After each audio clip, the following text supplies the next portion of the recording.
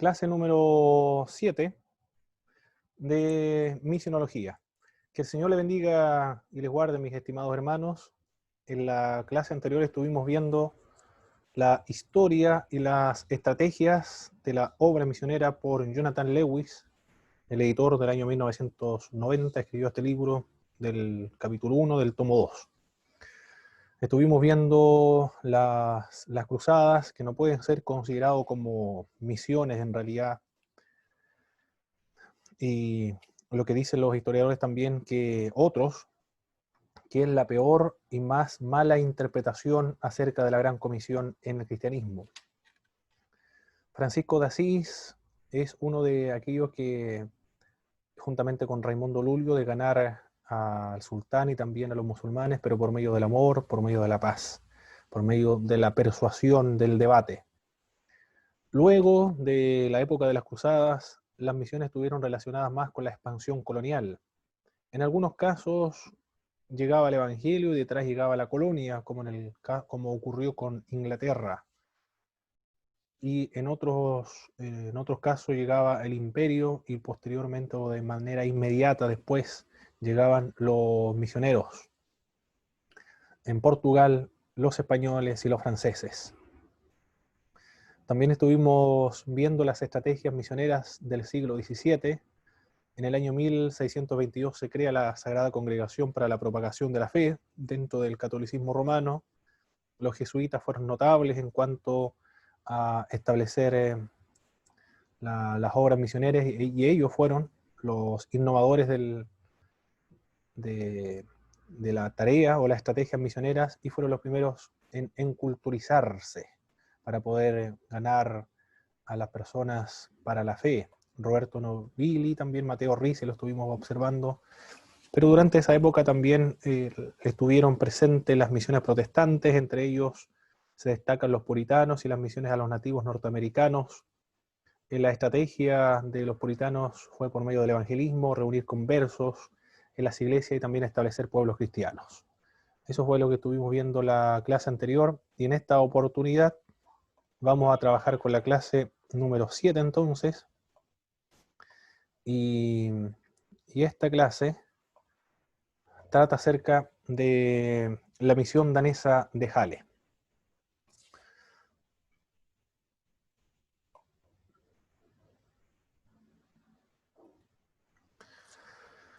Las misiones norteamericanas a la población nativa había sido sostenida por organizaciones misioneras provenientes de Inglaterra y también de Escocia. Es verdad que el protestantismo en Estados Unidos en algunos casos exterminaron a los pueblos originarios, pero también, como estamos viendo acá en la historia de las misiones mundiales, también otro grupo de cristianos y protestantes llevaron a cabo la tarea de la evangelización a los nativos.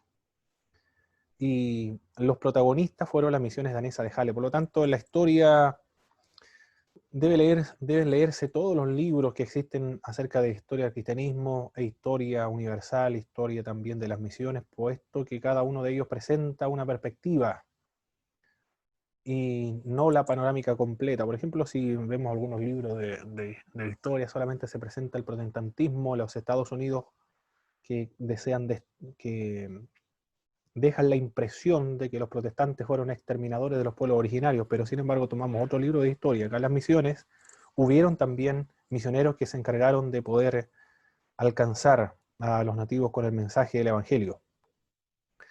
Habían sido sostenidas por organizaciones misioneras provenientes de Inglaterra y también de Escocia, pero ningún misionero había salido de ese entonces desde Gran Bretaña. La primera misión enviada desde Europa fue la misión danesa de Halle. Esto ocurrió a principios del año 1705. El rey de Dinamarca remitió misioneros luteranos alemanes a su colonia en Tranquebar. Estamos viendo entonces que en esta época son las autoridades políticas los responsables de poder trasladar los misioneros, fomentar la religión, establecer templos, contratar a los misioneros para llevar el evangelio a otras tierras. Lo vemos acá con el rey de Dinamarca, pero también ocurrió con el zar de Rusia, Nicolás II, creo que es el nombre, o Nicolás I, quien estableció la primera iglesia ortodoxa en Argentina, por ejemplo. Eran ellos los responsables, el poder político, los responsables de extender el evangelio. Y acá estamos viendo que fue el rey de Dinamarca, el líder pionero, Bartolomeo Siengenbalg, se adelantó a su tiempo en cuanto a las estrategias misioneras y la forma de hacer misiones. Hizo énfasis este hombre, Bartolomeo Siengenbalg, ahí tenemos una imagen, la primera imagen que está en su presentación arriba, un homenaje a este misionero. Hizo énfasis en la adoración, también hizo énfasis en la predicación, la catequización, la educación y también el trabajo de la traducción y la producción de literatura en el lenguaje local de los nativos.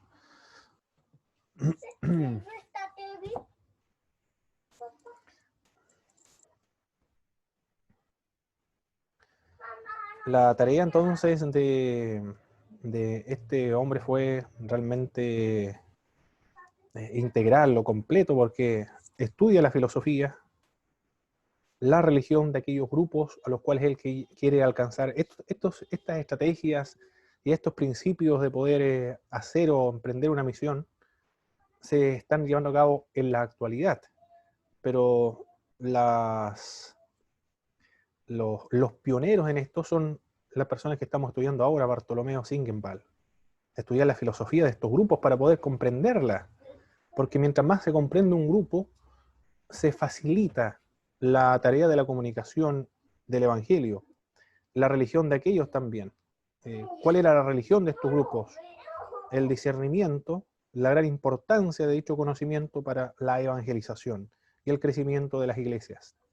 Sin embargo, las autoridades en Alemania censuraron tal actividad lamentablemente, porque no comprendían en qué consistía estas estrategias y cuáles eran las oportunidades, las fortalezas, cuáles eran aquellos elementos positivos que se podían lograr empleando esta metodología por Bartolomeo Siengenbalg. Estas metodologías, estas estrategias o los cambios de paradigma en las misiones actuales, como señalaba David Bosch, se implementan por medio de la experiencia. Si él consideró que el estudio de la filosofía y la religión de los pueblos a los cuales él quería ganar era fundamental para poder facilitar la comprensión del mensaje del Evangelio que se le quería transmitir a estas personas, es porque él lo vio necesario y lo consideró importantísimo en la tarea práctica, en el campo, en la experiencia. Todo esto no son frutos o resultados que se obtienen en una biblioteca, sino que son principios, estrategias que se obtienen en la marcha o se obtienen en la práctica, en la experiencia, en la vida, en el trabajo diario con la gente. Después de Siengenbalg, otro de los más famosos misioneros de Halle, fue uno de los últimos en participar, se llamó Christian Friedrich Schwarz. Ministró toda su vida en la parte sur de la India, controlado por Inglaterra. Su estrategia fue única y sin ningún planteamiento. Aquí, entonces, con Christian Friedrich Schwarz no empleó ningún principio ni estrategia, sino simplemente lo dejó a la improvisación.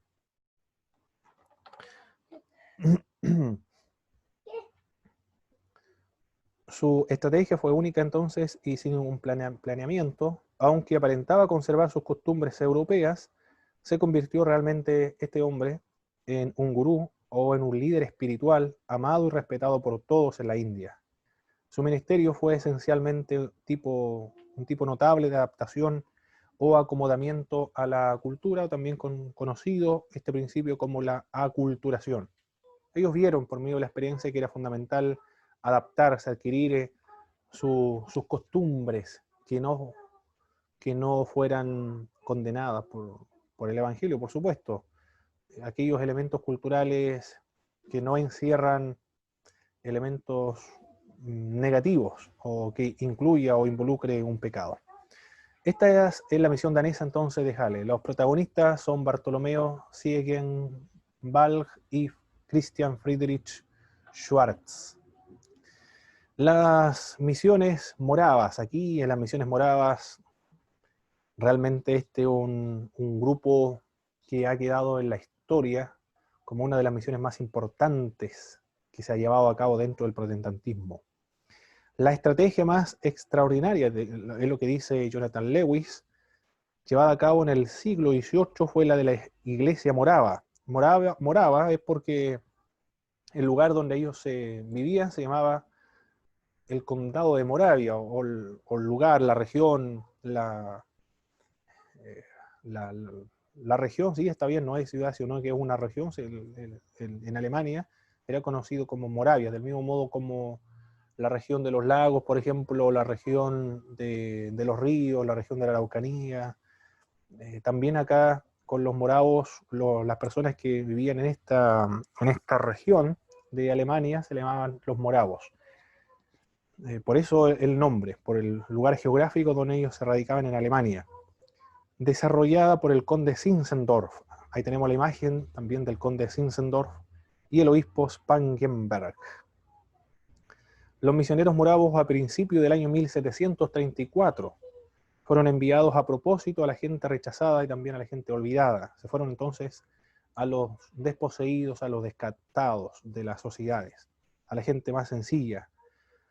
Pero la característica de estos grupos misioneros es que se autosustentaban a sí mismos, se sostenían a sí mismos, y esto lo llevó a la creación de industrias y empresas de negocios, las cuales no solamente apoyaron financieramente la obra de las misiones, sino que también permitieron que los misioneros entraran en contacto más íntimo con el pueblo. Otros libros como la de Ruth Tucker, Historia de las Misiones Mundiales, describe que estas personas eran artesanos también, emplearon diversas formas de poder ganarse la vida. Entre ellas eran artesanos, se ganaban al lado de los otros vendedores de artesanía, en las calles, al aire libre, y aprovechando la ocasión comenzaban a comunicarle el evangelio a las personas que estaban a su lado. A los misioneros moravos se les recomendó que no aplicaran la regla de Hermut. ¿En qué consiste esta, la regla de Hermut? Normas empleadas dentro de Alemania. Las normas entonces que se emplean en Alemania no se deben implementar a las regiones donde ellos van a misionar. Son principios muy importantes. Actualmente se dice en las misiones mundiales que nosotros no debemos llevar nuestra cultura occidental. Si va un misionero chileno, no debe llevar la cultura latinoamericana o chilena a aquellas tierras, sino que debe adaptarse culturalmente y entregar el mensaje de manera pura. Acá también los moravos establecieron ese principio de no transportar o implementar o plantar las costumbres propias de Alemania, sino que debían eliminar aquellos elementos culturales y debían presentar el evangelio. Entonces, no se aplicara esta regla de Herrnhut a otros pueblos y que estuvieran alerta para reconocer los rasgos dados por Dios, así como las características y los atributos de dicha gente. Se veían a sí mismos como ayudantes del Espíritu Santo estos grupos. Su misión principal fue la de ser mensajeros, de evangelistas, de predicadores, cuya acción no era la de hacer énfasis en las doctrinas teológicas, sino la de comunicar simplemente la historia del Evangelio y del amor de Dios. No eran teólogos sofisticados o eruditos o intelectuales con sofisticaciones teológicas, sino más bien un mensaje sencillo, simple, entendible. Era la historia del Evangelio y también la historia del amor de Dios a estos grupos. El énfasis era el amor de Dios. Eso fue lo que caracterizó a estas misiones moravas. Nos dice Ruth Tucker en su libro Hasta lo último de la tierra. Este es el libro de Ruth Tucker. Ahí tenemos el libro.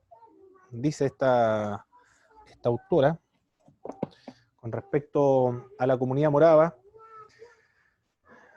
Otro grupo también bajo la influencia del pietismo de Halle habría aparecido y pronto se convirtió en una de las iglesias misioneras más grandes de toda la historia, según para Ruth Tucker. Los hermanos moravos, animados por el intrépido conde Zinzendorf, tomó con entusiasmo la gran comisión y preparó también el camino para la gran era de las misiones modernas. Durante el siglo XVIII, solamente los moravos establecieron obras misioneras en las Islas Vírgenes en el año 1732. Establecieron también misiones en Groenlandia en el año 1735, también en América del Norte en el año 1934, perdón, está 1700, es 1700, en la Isla Virgen en 1732, en Groenlandia en el año 1735, en América del Norte en el año 1734, en Laponia y América del Sur en el año 1736 y en Labrador en el año 1771.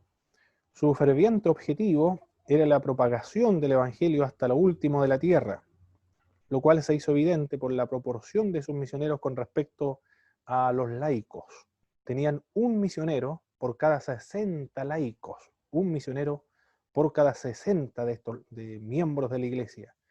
Un logro notable si se compara con la proporción de uno por cada 5.000 del protestantismo general. Nos dice Ruth Tucker entonces que había un moravo en las misiones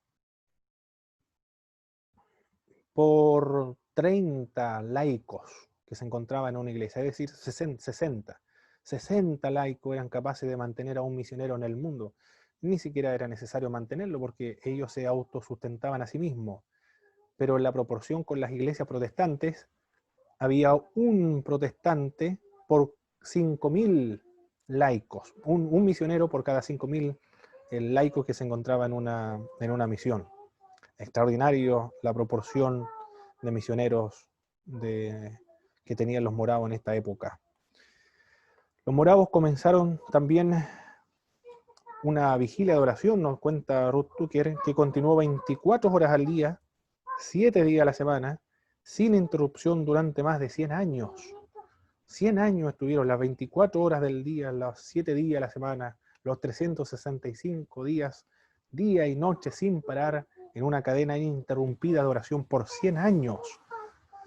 Ahí ya estamos viendo y se comprende cómo es posible que estos grupos se hayan extendido tanto a nivel mundial y con tan poco personal ellos pudieron establecer misiones en varias partes o en varias zonas geográficas de la Tierra. Eso es lo que podemos ver entonces de las misiones moravas. El protagonista principal de las misiones moravas es el conde Zinzendorf y también el obispo Spangenberg. Y las características de las misiones moravas era el autosostenimiento, respetar la cultura de los pueblos a los cuales ellos llegaban con el mensaje del Evangelio, y el énfasis de estos grupos es el amor.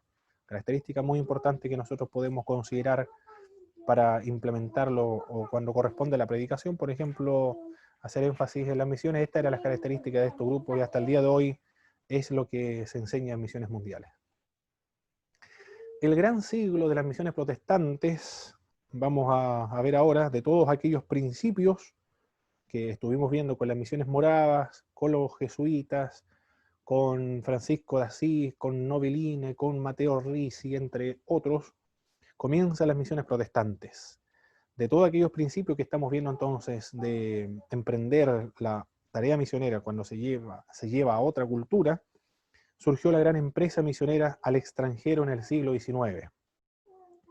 Tuvo sus comienzos en Inglaterra con la fundación de la Sociedad Misionera Bautista por parte de Guillermo Carey en el año 1792. La organización se inició en los Estados Unidos en el año 1787. Se formaron varias sociedades que tuvieron un objetivo mundial. Extraordinario el grupo, lo que intentaron hacer estos grupos, sembrar el Evangelio en todas partes del mundo, que no quede ningún sitio en el mundo sin que se predique el Evangelio. Esto se inició en el siglo XIX, estamos en el siglo XXI y todavía esa empresa no se ha concretado. Todavía nosotros los cristianos no hemos sido capaces, cuando digo cristianos, católicos, ortodoxos y protestantes no hemos sido capaces juntos ni siquiera de poder abarcar el mundo por medio del Evangelio de Jesucristo. Ese es nuestro gran desafío y nuestra precariedad en cuanto también al celo misionero y de predicar el Evangelio a otras culturas de la tierra. Pero el trabajo con los nativos y los pueblos fronterizos absorbieron todos los recursos que ellos tenían. Con el tiempo, un movimiento estudiantil en el año 1810 rompió el estancamiento y lanzó a las misiones al extranjero mediante la formación del Consejo Americano de Comisionados para las Misiones Extranjeras. La convención trienal de la denominación bautista para las misiones extranjeras fue la siguiente en organizarse en el año 1814, seguidas por las Sociedades Unidas para las Misiones al Extranjero en el año 1816. Las nuevas organizaciones y sociedades iniciaron sus trabajos basados en las presuposiciones y los métodos heredados de las misiones a los nativos norteamericanos y también de las misiones danesas de Halle. Por lo tanto, los predicadores como Jonathan Edwards y, el nombre no es Jonathan Edwards, era el otro nombre, pero las misiones a los nativos en Norteamérica y las misiones danesas, ellos fueron los que establecieron los principios de la estrategia que se va a implementar para las futuras misiones en el mundo.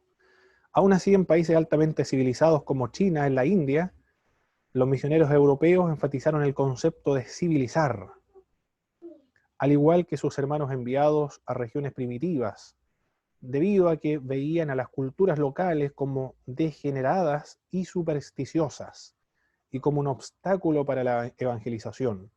Se debatió sobre qué era lo más importante, la cristianización o la civilización.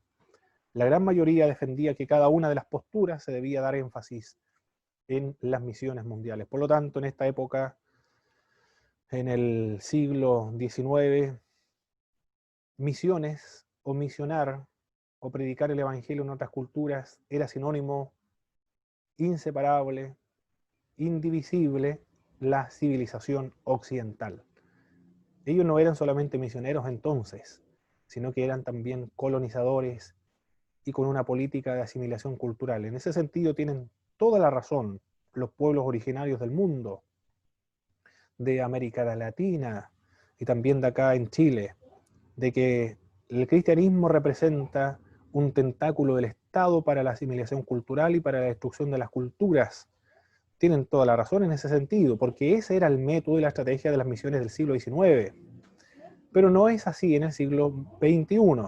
Por lo tanto, aquella acusación de las comunidades mapuches, por ejemplo, en la región de la Araucanía, pero es la opinión general de todos los pueblos originarios del mundo, de que el cristianismo representa una amenaza para la cultura y es un tentáculo del Estado para la destrucción nacional y la eliminación cultural. Pero eso en el siglo XXI no es la estrategia misionera, por lo tanto, esa acusación es anacrónica, está desfasada en el tiempo y corresponde a estrategias misioneras que se llevaron a cabo en el siglo XIX y no al siglo XXI. Estas son las debilidades, son los desaciertos de nuestros hermanos misioneros del siglo XIX, de las épocas pasadas.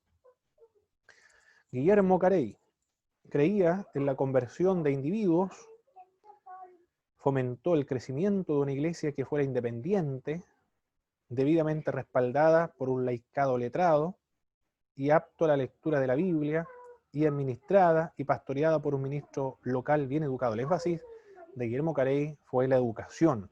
Tiene que ser un hombre que supiera leer, que fuera culto, muy bien educado, por un laicado letrado, nos dice Guillermo Carey. Guillermo Carey era un zapatero, y por sus necesidades espirituales de predicar el Evangelio a otras culturas, aprendió idiomas solo, desde la nada. Fue un autodidacta, yo no sé cómo pudo haber aprendido idiomas este hombre sin la ayuda de un profesor realmente extraordinario. Guillermo Caray tenía habilidades, o la necesidad simplemente no es que alguien tenga más habilidades o más o menos habilidades, sino que el aprendizaje de los idiomas, de los lenguajes, es simplemente trabajo y un esfuerzo y una disciplina, y él lo tenía, y tenía mucha paciencia también y perseverancia en aprender idiomas. Por eso que él pedía o exigía, o era la condición para poder quedar a cargo de una iglesia, que fuera letrado los laicos y también que pudiera leer la Biblia, apto a la lectura de la Biblia, y pastoreada por un ministro local bien educado. La educación de Guillermo Carey era fundamental para ejercer el liderazgo cristiano en una iglesia. El énfasis de Guillermo Carey fue siempre en la educación, porque levantó escuelas primarias y también levantó escuelas universitarias. Él no tenía capacidad, no era universitario, él se educó a sí mismo, un gran autodidacta, y tradujo la Biblia a algunos idiomas. No recuerdo ahora algunos idiomas, pero en internet debe estar la información, cuáles fueron los idiomas y las traducciones que hizo Guillermo Carey. Era un políglota autodidacta. Se le dio prioridad también a la traducción de la Biblia al idioma vernáculo, y él hizo ese trabajo solo, ayudado en primera instancia por alguien más, pero él fue de iniciativa propia, fue el que llevó a cabo la traducción de la Biblia y la literatura cristiana también. Ejerció presión sobre el gobierno para la transformación de las sociedades, aboliendo el suté o cremación de las viudas. Se abolió gracias a la influencia de Guillermo Carey, la prostitución de los templos y otras costumbres inhumanas. Esa fue la influencia social que ejerció Guillermo Carey en la India. Alexandre Duff. ¿Quién fue Alexandre Duff? Creía este hombre firmemente, al igual que su predecesor Roberto de Nobili, que para ganar al pueblo indio, para Cristo, era necesario primero ganar a la casta brahmánica o los brahmanes. Los brahmanes no tienen el poder económico, sin embargo tienen el poder religioso, y ese poder religioso es muy fuerte y una gran influencia.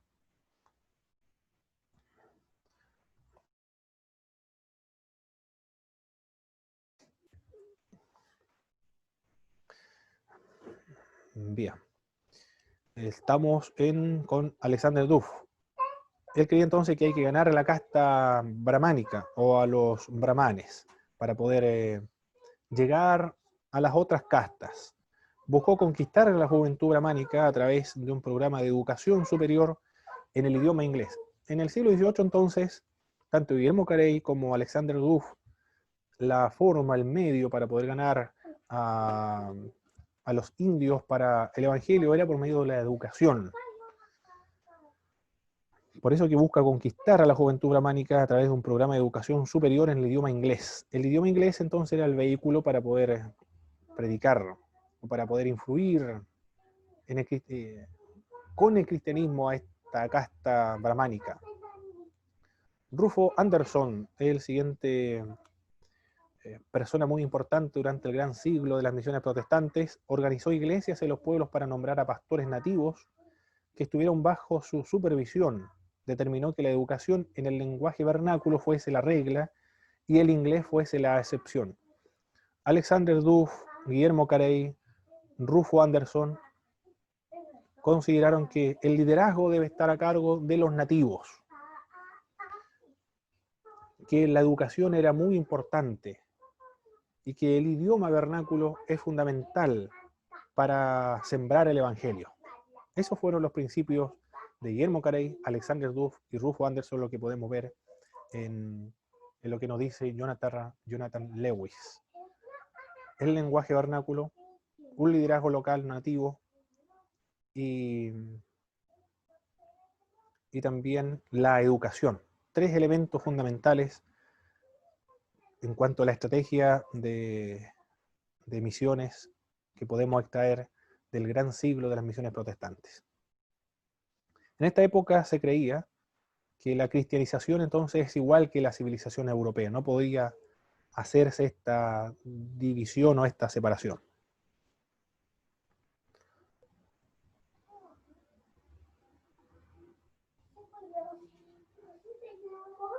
Las estrategias misioneras ahora nos vamos a trabajar del siglo XIX. Henry Venn y Rufo Anderson, ambos llegaron a la misma conclusión en cuanto a los principios misioneros. Venn y Anderson. Aquella fórmula se conoce como autotrifásica, a la cual consistieron las misiones norteamericanas y británicas a mediados del siglo XIX, hasta la Segunda Guerra Mundial. La meta de las misiones era la de levantar y apoyar el desarrollo de iglesias que fuesen autogobernadas, autosuficientes y autopropagantes. A eso se refiere la estrategia autotrifásica. Iglesias autogobernadas, autosuficientes y autopropagantes. Esas son las características también de las iglesias que deben ser establecidas en la actualidad.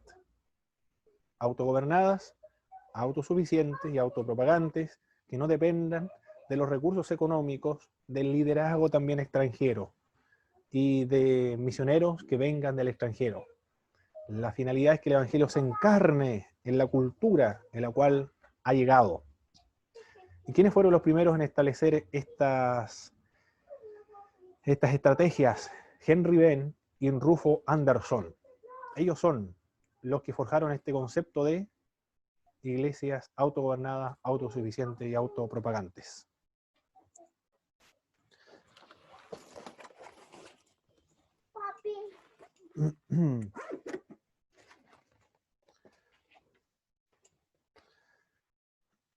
Sin embargo, las misiones norteamericanas, por el darwinismo social, llevó a los norteamericanos a la doctrina del progreso inevitable.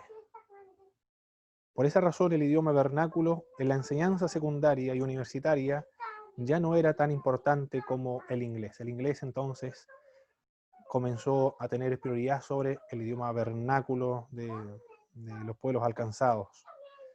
Pero fue gracias al darwinismo social, es decir, la teoría de la evolución. No solamente evolucionan las especies, sino también evolucionan las culturas y los idiomas que han progresado en este desarrollo cultural. Los idiomas más elevados o más evolucionados, mejores en temas culturales, sería el inglés.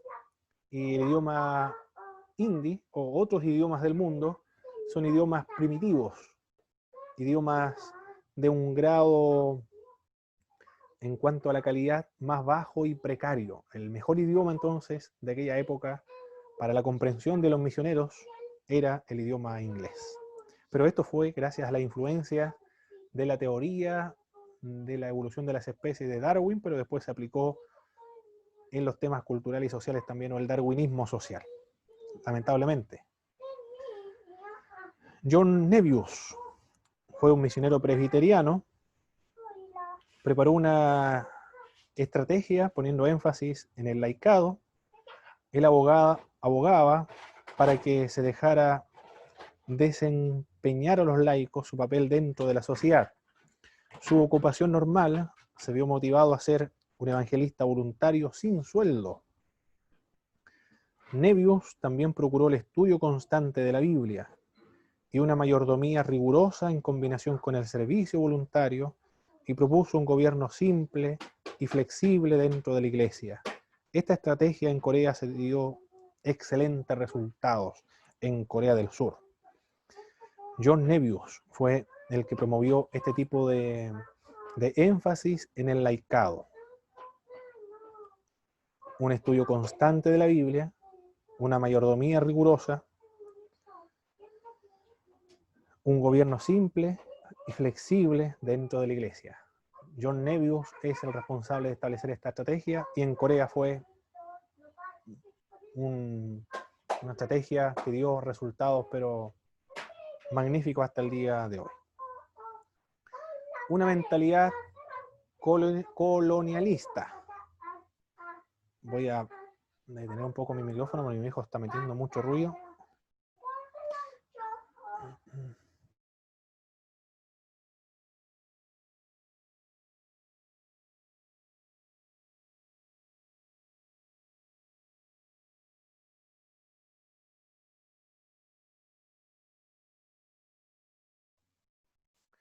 una mentalidad colonialista. En África, lamentablemente esto causó estragos en la tarea misionera, pero en la historia estamos viendo la historia de las estrategias misioneras.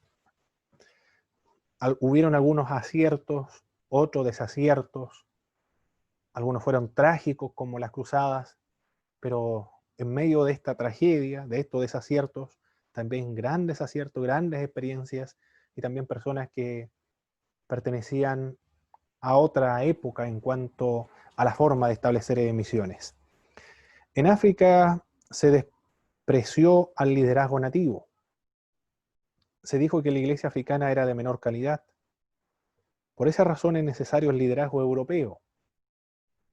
Esta estrategia estaba en contra de los principios establecidos por Ben Anderson, pero prevaleció la teoría del cargamiento del hombre blanco, o el hombre blanco es el responsable de educar al mundo.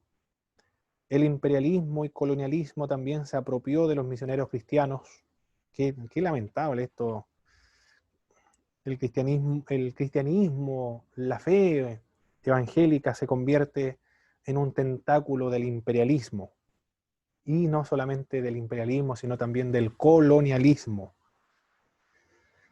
Las iglesias locales africanas debían quedar sujetas entonces a la iglesia extranjera, a la iglesia de Inglaterra. Una situación muy similar se produjo en la India también, en la década posterior al año 1880. Los norteamericanos, así como los misioneros de otras regiones, adoptaron dicha mentalidad colonialista, influenciados por las misiones inglesas. Lo que caracterizó a las misiones en esta época entonces fue la de una iglesia o iglesias paternalistas.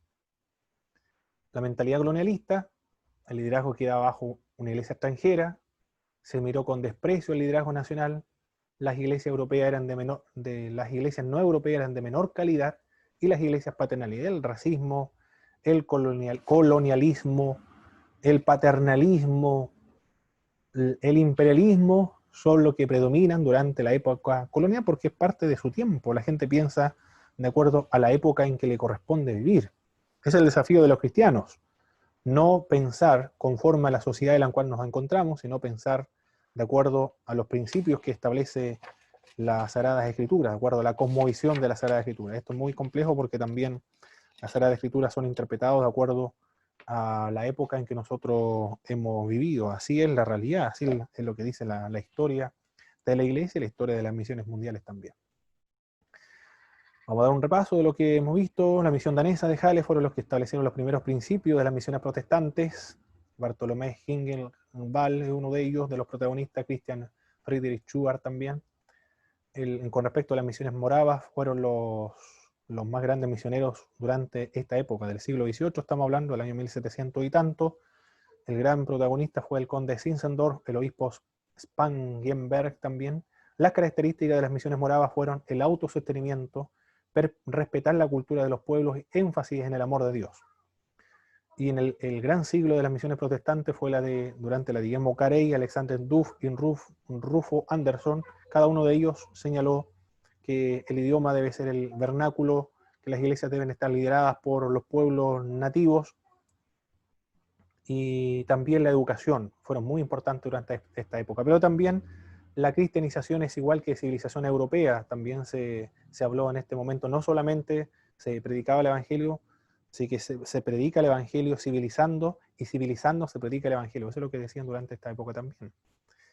Las estrategias autotrifásicas, iglesias autogobernadas, autosuficientes y autopropagantes, lo establecieron Henry Venn y Rufo Anderson, y John Neville puso énfasis en el laicado. Sin embargo, posteriormente la iglesia se dejó influir también, y los cristianos, por el darwinismo social. Se convirtió la iglesia entonces en imperialista, en colonialista, en racista, en una iglesia discriminadora también. El liderazgo quedaba bajo una iglesia extranjera, se miró con desprecio el liderazgo nacional, las iglesias no europeas eran de calidad menor y en iglesias paternalistas también. Y el idioma era el inglés, y los otros idiomas eran de más baja calidad que el inglés.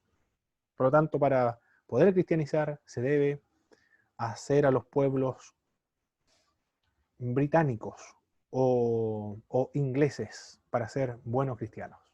Eso es lo que vimos en esta clase y las estrategias diversas que se implementaron durante la historia de las misiones mundiales. Después, la próxima semana continuamos, la próxima clase, nada, la próxima clase tiene que ser, no es la próxima semana, que es el día jueves, nos reunimos para la clase en vivo.